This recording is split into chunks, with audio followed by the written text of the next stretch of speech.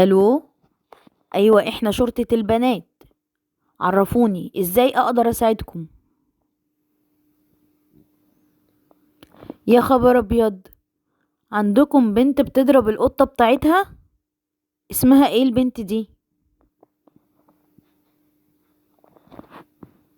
هي عايزة القطة بتاعتها تزعل وممكن تموت كمان، ومش هتعرف تشوفها تاني، وكمان مش عارفة ان ربنا مش بيحب اللي بيعامل الحيوانات بتاعته بطريقة مش كويسة. ايوه طبعا، وكمان سيدنا محمد وصانا ان احنا لازم نعامل الحيوانات بتاعتنا بطريقة كويسة. لو هي مش بتحب القطة ممكن نمشيها خالص من البيت وما تشوفهاش تاني خالص.